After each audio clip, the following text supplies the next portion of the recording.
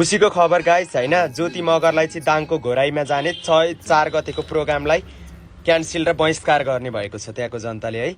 एउटा स्वतन्त्र कलाकार भएपछि पार्टीको झोला बोकेर एकदमै नयाँ पार्टीलाई तीव्र रूपमा प्रहार गरेको आरोपमा ज्योति मगरलाई चाहिँ दाङ घोराइ 4 गते जाने कार्यक्रमलाई चाहिँ बहिष्कार गर्नलाई एकदम रेडी भएर चौतर्फी घेराबन्दीमा छ अरे। भर्खर ग्यालेक्सी खबर उसले हाल्नु भएको छ, त्यहाँ हेरेर आएको गाइस। म खुसी भएँ है। ज्योति मगरलाई त्यहाँ मात्र होइन, मेरो इच्छा अनुसार 77 जिल्लामा चाहिँ गीत गाउन दिनु हुँदैन। उहाँले हामी जेन्जीको रगत पिउनु पर्छ जस्तो कुरा देखाउनु भएको छ के। उहाँले भन्नुभएको छ गाँजा भेटिएला, अब त्यहाँ खोज्दै जा के भेटिन्छ भनेर भनेको छेस् नि ज्योतिले त होइन।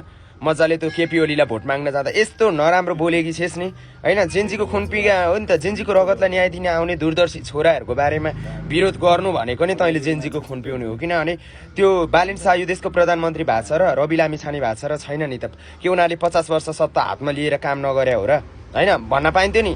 केही गरौँ देश बेचे, अब यो देश सम्हाल्नु पर्छ भनेर आएको होनहार छोराहरूलाई यसले यस्तो आरोप लगाएर पुरानो लठेप्रो रियाले जुन दिन जेन्जी मार्ने बेलामा यही प्रधानमन्त्री थियो त्यसलाई भोट माग्दै हिँड्ने कि यसलाई बहिष्कार 77 जिल्लामा गर्नुपर्छ र गरेको हो यदि यो कुरा हो भने हामी यति खुसी भइरहेका छौँ होइन। ग्यालेक्सी खबरले त हालेछ, झुटो हाल्दैन उसले होइन।